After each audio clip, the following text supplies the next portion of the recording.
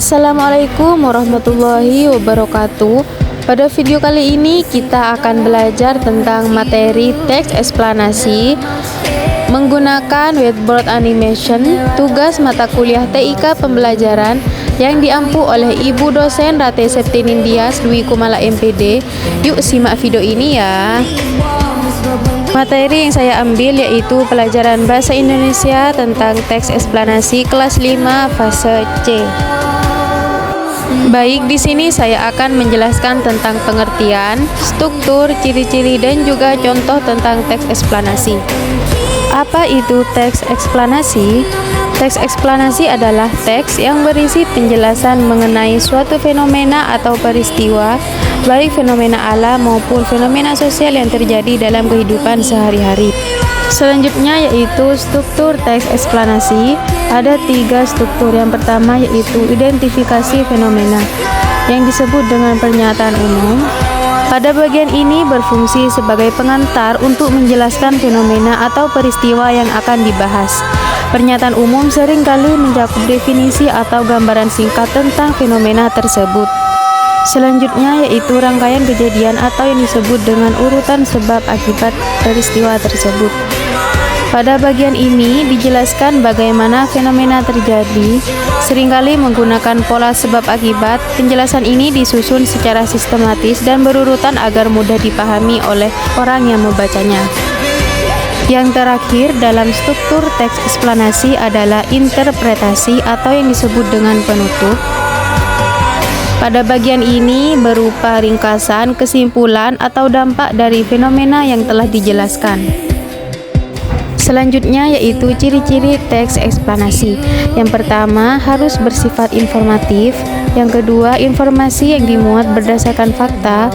Yang ketiga fenomena di dalam teks eksplanasi bersifat keilmuan dan berkaitan dengan ilmu pengetahuan. Yang terakhir fokus pada hal umum yang membahas tentang fenomena yang bersifat umum seperti bencana alam yaitu tsunami, gempa bumi, banjir, dan lain-lain. Nah, di sini saya akan memberikan contoh teks cerita teks eksplanasi berdasarkan strukturnya. Judul cerita ini yaitu fenomena tsunami. Sudah dijelaskan yang pertama pernyataan umum yaitu tsunami merupakan satu di antara fenomena alam yang sering terjadi, terutama di wilayah pesisir yang berada di area patahan gempa.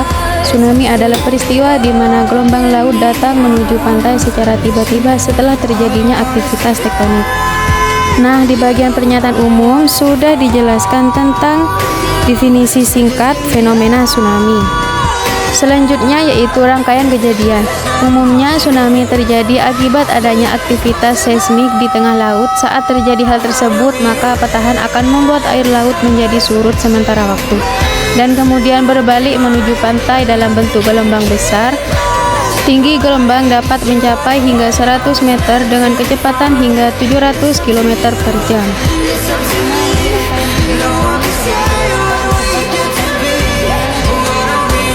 Yang terakhir yaitu interpretasi yang disebut dengan penutup.